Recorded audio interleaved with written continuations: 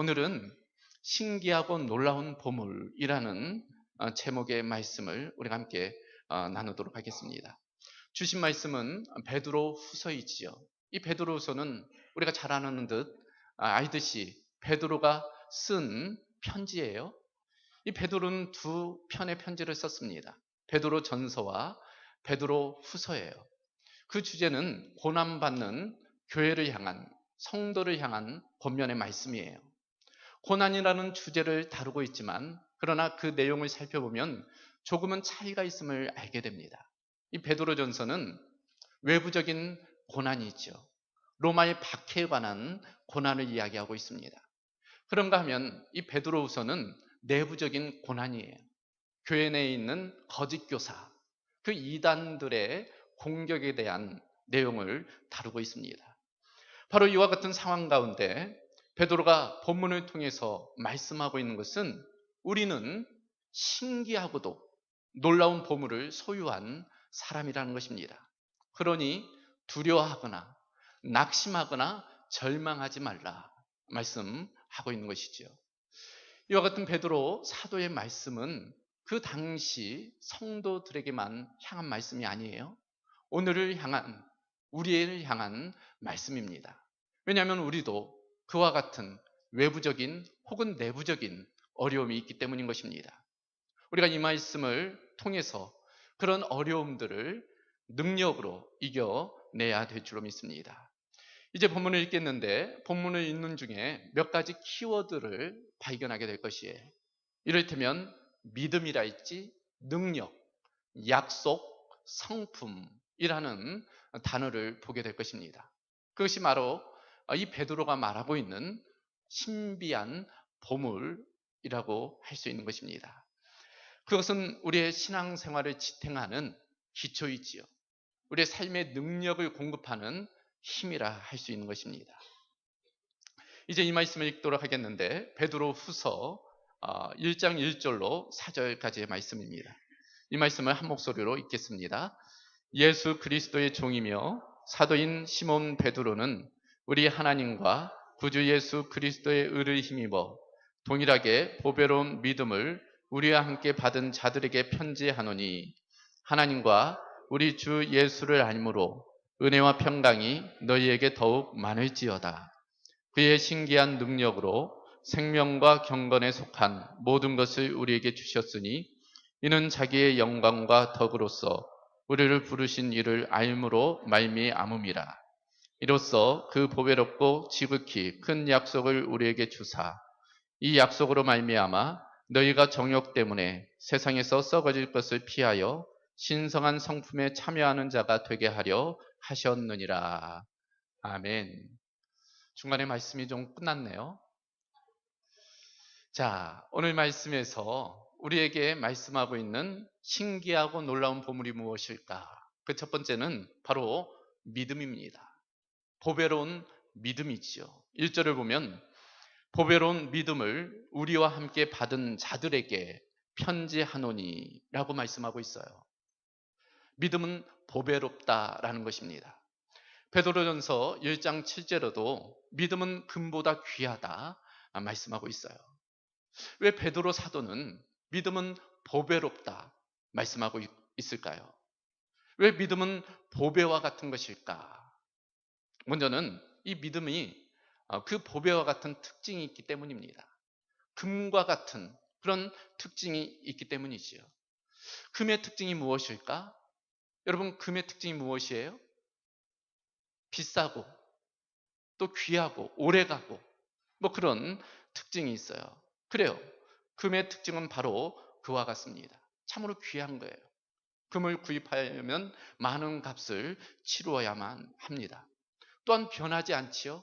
시간이 지나도 물에 들어가도 불에 들어가도 금은 변함이 없습니다. 그래서 금은 재산의 보유의 측정 수단이기도 하지요. 안전자산이라고도 부릅니다. 소위 세계 금융시장이 불안하면, 정치가 불안하면 무엇이 올라갈까요? 금값이 올라갑니다. 그것이 바로 안전자산이기 때문이에요. 우리나라도 그것을 한번 경험한 바가 있지 않습니까? 1997년에 기억나시죠? IMF 국제통화기금에 그런 기금을 우리가 받은 바가 있어요. 큰 어려운 때였습니다. 몇 년간 그 후폭풍으로 많은 어려움을 겪어냈습니다. 그때 모두가 기억하시겠지만 온 국민들이 소위 금 모으기를 했어요. 우리 성도들 중에 동참하신 분들도 계실 겁니다. 우리나라뿐 아니라 온 세계 가운데 그것이 참으로 이슈가 되었던 것, 그것을 볼 수 있습니다. 얼마나 동참했을까? 제가 통계를 보니까 무려 351만 명이 동참했다고 합니다. 금은 얼마나 모아졌을까요? 무려 227톤이랍니다. 이 227톤이 얼마나 될까? 당시에 한국은행이 보유했던 그 금 보유량이 17톤에 불과했대요. 아니 13톤에 불과했답니다. 그러니까 17배나 되는 금을 그때 모았다는 거예요. 그 금을 팔아서 우리가 그 외채를 상환했죠. 무려 판 금액이 22억 달러. 우리나라 돈으로 환산하면 2조 2천억 원이나 되었다는 것입니다. 그 금이 그만큼 능력 있는 것임을 우리가 알 수 있어요. 믿음이 보배로운 까닭은 바로 그와 같이 금과 같이 값이 나가고 귀하기 때문이에요. 시간이 지나도 변하지 않는 그런 힘이 바로 믿음 가운데 있기 때문인 것입니다. 그런 의미에서 어렵다고 변하고 힘들다고 변하고 혹은 잘 나간다고 변하고 잘 나가지 못한다고 변한다면 그것은 보배로운 믿음이라 할 수 없는 것입니다. 왜냐하면 믿음은 금과 같이 변하지 않아야 되기 때문인 것입니다. 한결같은 믿음, 그 믿음이 보배로운 믿음이다 라는 것, 우리가 그것을 볼 수 있는 것입니다. 또 믿음은 왜 보배로운 것일까? 그것은 은혜로 선물로 받은 것이기 때문이지요. 그래요. 에베소서 2장 8절을 보면 너희는 그 은혜에 의하여 믿음으로 말미암아 구원을 받았으니 이것은 너희에게서 난 것이 아니요 하나님의 선물이라 말씀하고 있어요. 믿음은 은혜로 주신 선물이라는 것입니다. 누구에게 선물을 할 때 값어치 없는 것을 선물하는 사람은 없습니다. 좋은 것, 값 나가는 것, 귀한 것을 선물하지요. 마찬가지로 주님께서 주신 그 구원이라는 선물은 귀하고 값진 것이다 말씀하고 있는 것입니다. 이 선물을 나에게 주시기 위해서는 주님께서 그에 합당한 값을 치르셨어요. 피를 흘리셨습니다. 성경은 피가 생명이라고 말씀하셨으므로 주님은 생명으로 우리를 구원해 주셨다 말씀하고 있는 것입니다. 우리가 그것을 믿음을 통해 받았으므로 그 믿음은 귀한 것일 수밖에 없다. 성경은 우리에게 말씀해 주는 것입니다. 그래서 오늘 본문 1장 1절을 보면 우리 하나님과 구주 예수 그리스도의 의를 힘입어 보배로운 믿음을 받게 되었다. 그 믿음은 은혜로 주신 선물이다. 그렇기 때문에 귀한 것이다 말씀하는 것입니다. 또한 믿음이 왜 보배로운 것일까요? 그것은 바로 승리의 비결이기 때문입니다. 모든 것을 이기는 능력, 그것이 바로 믿음이기 때문이에요. 믿음이 이기네, 믿음이 이기네, 주 예수를 믿음이 온 세상 이기네. 믿음이 능력인 까닭은 그것이 모든 것을 이기는 힘이기 때문이지요. 그래요. 믿음은 그래서 보배로운 것이다. 성경은 말씀하고 있는 것입니다. 전에 교회에서는 이런 교회에 전통이 있었어요. 그것은 유아 세례 받는 아이들에게 교회에서 금 한 돈을 선물로 주는 것이었습니다. 감사하게도 저희 두 아이가 거기에서 유아 세례를 받았어요. 그래서 금 2돈을 받았습니다. 시간이 지나니까 그때만 해도 금이 그렇게 비싸지 않았어요. 5, 6만 원 했습니다. 그런데 아시다시피 얼마 지나니 금값이 치솟아 20만 원까지 올라가더라고요. 오늘 보니까 19만 얼마 정도 되더라고요. 그래서 우리가 요긴하게 그 금을 팔아서 사용을 했습니다. 그 교회가 어느 교회인지 가르쳐 드릴까요? 그런데 안타깝게도 그것이 얼마 지나지 않아 폐지됐어요. 너무 금값이 오른 나머지 감당할 수가 없어서 지금은 하고 있지 않습니다. 그래요. 어려울 때, 힘들 때 그 금을 통해서 위기를 극복하듯 믿음은 위기를 극복하게 하는 능력이 있다. 우리에게 말씀하고 있는 것입니다. 그래서 믿음은 보배로운 것이다. 말씀하는 거예요. 그렇죠? 이 믿음을 통해서 우리는 환난을 극복해요. 고통을 이겨냅니다. 아픔이나 질병, 시험이나 박해, 심지어 죽음을 이기게 하는 힘, 그것은 바로 믿음이죠. 그렇기 때문에 그 믿음은 보배로운 것이다 말씀하는 것입니다. 따라서 이 보배로운 믿음을 우리가 어떻게 다루어야 할까요? 귀하게 다루어야만 합니다. 그래요. 보물은 아무렇게나 다루지 않습니다. 금반지, 금목걸이를 아무데나 던져놓는 사람은 없어요. 귀하게 보관하는 것입니다. 마찬가지로 보배로운 믿음이기에 그 믿음을 귀하게 여길 줄 알아야 되는 것입니다. 보배로운 것을 보배롭게 바라보는, 대하는 그런 안목이 필요한 거지요. 마태복음 7장 6절을 보면 거룩한 것을 개에게 주지 말며 너희 진주를 돼지 앞에 던지지 말라. 그들이 그것을 발로 밟고 돌이켜 너희를 찢어 상하게 할까 염려하라 말씀하고 있어요.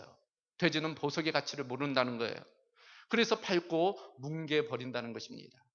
잠언 11장 22절에도 아름다운 여인이 삼가하지 아니한 것은 마치 돼지 코에 금골이 같으니라 말씀하고 있어요. 아무리 귀한 것이라도 그 가치를 모르면 쓸모없는 것이 된다는 것입니다. 보배로운 믿음이기에 그 가치를 인정하고 그것을 주신 주님께 늘 감사함으로 또 기쁨으로 살아가야 된다.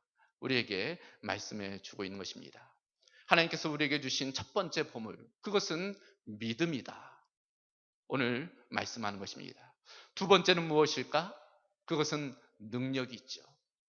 그것은 신기한 능력이라 말씀합니다. 3절을 보면 그의 신기한 능력으로 생명과 경건에 속한 모든 것을 우리에게 주셨다 말씀합니다. 소위 초능력을 가진 사람들이 있어요. 이를테면 600만 불의 사나이, 소머즈와 같은 그런 인물들만 보면 어때요? 능력이 대단하죠? 멀리 있는 것을 보거나 듣거나 힘이 대단합니다. 빨리 달릴 수 있어요. 특별한 능력, 초능력을 가진 사람들입니다. 마술사들도 놀라운 능력을 보일 때가 있어요. 공중 부양하다든지 건물을 사라지게 한다든지 그런 능력을 보입니다. 한편 귀신도 놀라운 능력을 보이지요. 과거의 일을 알아맞춘다든지 병을 고친다든지 그런 능력을 행해요. 한편 사람은 아니지만 그 인공지능, 얼마 전에 보면 알파고 같은 그 인공지능은 인간이 할 수 없는 그런 연산 능력, 그런 능력들을 또 보이는 것을 볼 수 있어요. 신기한 능력입니다. 하지만 오늘 본문에서 말하는 이 신기한 능력은 그런 능력을 의미하지 않지요. 오히려 그런 것과는 다른 차원의 능력을 말씀하는 것입니다. 도무지 그것들은 따라 할 수 없는 능력이에요. 그것은 바로 구원의 능력, 변화의 능력이라 할 수 있습니다.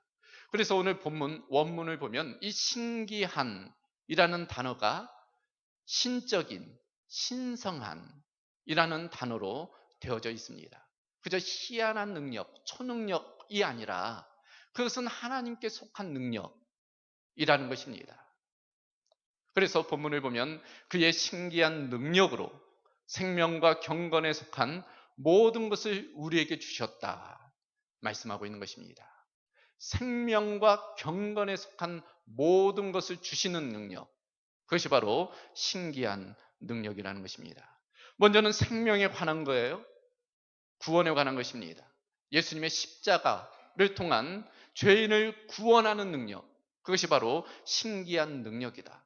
그것은 누구도 흉내낼 수 없는 능력인 것입니다. 예수님 한 분이 죽으심으로 모든 인류가 구원받는 그 구원의 능력, 그것이 바로 신기한 능력이라 베드로가 우리에게 말씀해 주고 있습니다. 더불어서 그 능력은 경건에 관한 것이라는 거예요. 이 경건은 바로 변화의 능력을 의미합니다. 우리가 예수 믿고 구원받게 되면은 변화된다는 거예요. 하나님과 친밀함을 통한 변화의 역사가 일어난다는 것입니다. 결국 하나님께 속한 사람이 된다. 그것이 하나님께서 주시는 신기한 능력이다 라고 말씀하고 있는 것입니다. 오늘 본문은 이와 같은 능력을 주님이 주신다, 주님이 주셨다 말씀하고 있어요. 그래요, 예수님은 참으로 신기한 능력으로 이 땅에 오신 분이 있지요. 예수님 자체가 신비한 능력으로 이 땅에 오셨어요. 요한복음 1장 14절에 보면 말씀이 육신이 되어 우리 가운데 거하셨다. 성육신을 말씀하고 있습니다. 성육신만큼 하나님의 신기한 능력도 없지요. 하나님이 인간이 된다는 것만큼 놀라운 능력도 없기 때문입니다.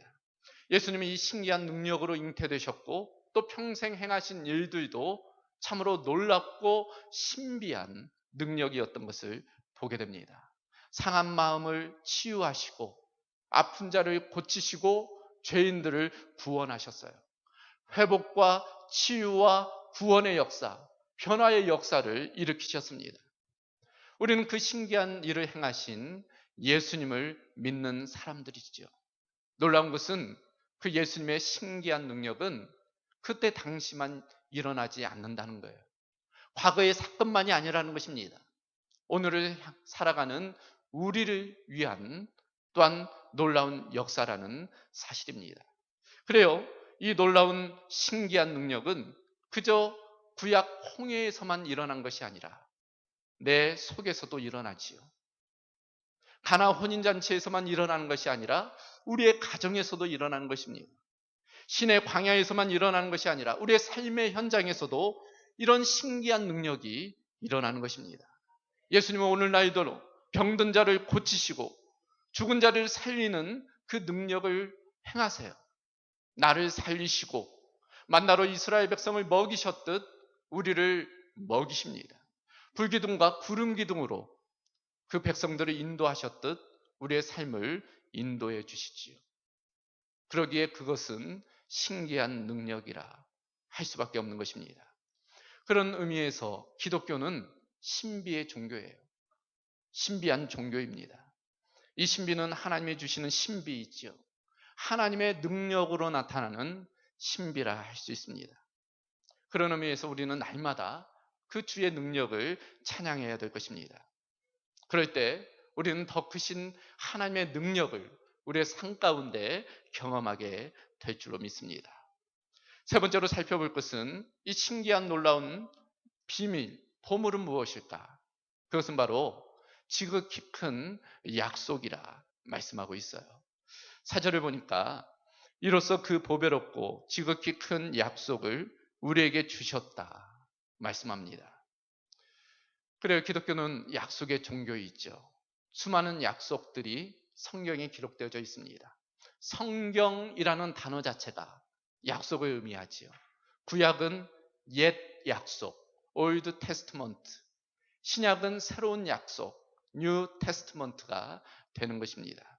하나님은 성경을 통해서 우리에게 많은 약속을 주셨어요. 이 약속은 참으로 소중한 것입니다. 중요한 거예요. 문제는 사람과의 약속은 쉽게 깨지기 마련이라는 겁니다. 그러나 하나님과의 약속, 하나님의 우리를 향한 약속은 믿을 수 있다는 것입니다. 그도 그럴 것이 민수기 23장 19절을 보면 하나님이 이렇게 말씀하세요. 하나님은 사람이 아니시니 거짓말을 하지 않으시고 인생이 아니시니 후회가 없으시도다. 어찌 그 말씀하신 바를 행하지 않으시며 하신 말씀을 실행하지 않으시랴. 하나님은 약속한 것을 반드시 행하신다. 신실하신 하나님을 말씀해 주고 있습니다. 그렇다면 성경에서 말씀하고 있는 하나님의 약속은 무엇인가 할 때 많은 것들이 있지만 크게 두 가지를 살펴볼 수 있어요. 먼저는 믿으면 지금 구원받는다는 것입니다. 구원에 대한 약속이 성경에 기록되어져 있어요. 우리가 잘 아는 요한복음 3장 16절, 하나님이 세상을 이처럼 사랑하사 독생자를 주셨으니 누군지 그를 믿는 자는 멸망하지 않고 영생을 얻게 하려 하심이라. 요한복음 1장 12절, 영접하는 자, 곧 그 이름을 믿는 자들에게는 하나님의 자녀가 되는 권세를 주셨으니. 요한복음 5장 24절, 진실로 진실로 너희에게 이르노니 내 말을 듣고 또 나 보내신 이를 믿는 자는 심판에 이르지 아니하나니 사망에서 생명으로 옮겼느니라. 우리에게 분명 구원을 약속하고 계시죠. 그 구원은 확실하다라는 것입니다. 미래적인 것이 아니라 또 현재적인 것을 말씀하고 있어요. 영생을 얻을 것이니가 아니라 영생을 얻었다라고 말씀하고 있는 것입니다. 어떤 분들은 그렇게 이야기하죠. 구원받으셨어요? 죽어봐야 알죠. 죽어봐야 알죠. 그것은 바른 약속에 대한 태도가 아니지요. 성경은 분명 구원을 받았다 말씀하고 있기 때문입니다. 우리가 예수를 믿는다면 그 즉시로 구원받은 것이에요. 죽어보나 마나 구원받았다. 성경의 약속인 것입니다. 이 구원의 현재성만큼 큰 약속도 없는 것이지요. 하나님의 첫 번째 약속입니다. 두 번째 하나님의 약속은 무엇입니까? 그것은 장차 영원한 나라, 천국에 들어가리라는 약속이죠. 즉 하나님은 현재뿐 아니라 우리의 미래도 보장해 주신다. 그것을 알 수 있어요. 요한복음 14장 2절로 3절에 보면 예수님이 이렇게 말씀하세요. 내가 이제 처소를 예비하러 떠난다. 그러나 처소를 예비하면 내가 다시 오겠다. 그리고 너희도 나 있는 곳에 오게 하겠다. 말씀하고 있습니다. 우리를 천국으로 인도하시겠다는 약속이 있죠. 우리는 그 약속을 믿는 사람들입니다. 영원한 천국을 향한 소망을 가진 사람이라 할 수 있어요. 그 소망을 성경의 바울도 가졌던 것이죠. 그래서 바울은 이렇게 고백합니다. 내가 살면 그리스도와 함께 사니 좋은 것이고 내가 죽으면 천국 가는 것이니 또한 좋은 것이다. 내가 사나 죽으나 다 좋은 것이다. 구원의 약속, 또 천국의 약속을 믿는 그 사람이 할 수 있는 고백이라 할 수 있는 것입니다. 저와 여러분도 이와 같은 고백을 해야 될 줄로 믿습니다. 그런 믿음을 가진다면, 그런 약속에 대한 믿음을 가진다면 우리도 역시 하나님이 주신 그 신기하고 놀라운 보물을 가진 사람이다. 오늘 베드로가 우리에게 말씀해 주고 있는 것입니다. 이제 마지막으로 베드로가 말씀하고 있는 이 신기하고 놀라운 보물이 무엇일까요? 그것은 바로 신성한 성품이라 할 수 있습니다. 오늘 본문 4절을 보니 세상에서 썩어질 것을 피하여 신성한 성품에 참여하는 자가 되게 하려 하셨느니라 말씀하고 있어요. 우리가 잘 알다시피 하나님께서 우리를 만드실 때는 하나님의 형상, 하나님의 모양대로 만드셨어요. 그것은 곧 하나님의 성품대로 우리를 만드셨다는 것입니다. 문제는 죄를 지어 그 하나님의 성품을 잃어버렸다는 거예요. 그런 성품이 나에게 있었다는 것조차도 잊고 살아간다는 것입니다. 하나님의 성품, 그 사랑과 자비와 온유와 그 은혜의 성품, 그 용서의 성품을 우리가 잃어버렸다는 거예요. 오히려 마귀 사탄의 성품, 분노나 증오나 다툼이나 시기와 같은 성품으로 살아가고 있다는 것입니다. 타락한 인간은 그 하나님의 성품이 어떤 것인지조차도 모르고 그저 마귀의 성품에 따라 살아가고 있는 것입니다. 바로 그 이유 때문에 예수님께서 이 땅에 오셨지요. 하나님의 성품을 구체적으로 우리에게 보여주셨습니다. 예수님을 통해서 보여주신 하나님의 성품은 자기를 희생하고 죄인을 위해서 자신을 죽이고 다른 사람을 구원하는 그런 희생의 성품이라 할 수 있습니다. 베드로는 누구보다도 그 하나님의 성품을 예수님을 통해서 가까이 보았던 인물이라 할 수 있습니다. 지근거리에서 그 예수님의 성품을 통해 하나님의 성품을, 하나님의 품성을 알게 되었지요. 그것은 사색이나 유추의 결과가 아니에요. 경험을 통한 고백이라 할 수 있습니다. 우리도 그 하나님의 신성한 성품에 참여하는 자가 되었다. 오늘 베드로가 말씀하고 있는 것입니다. 우리가 믿음을 통해서 그 하나님의 약속, 구원과 또 천국에 대한 소망을 가진 자들에게는 이제는 하나님의 성품을 가지게 되었다 말씀하고 있는 것입니다. 하나님을 닮은 자, 하나님을 따르는 자가 되었다는 고백인 것이죠. 그런 사람들에게는 어떠한 열매가 있게 되는가?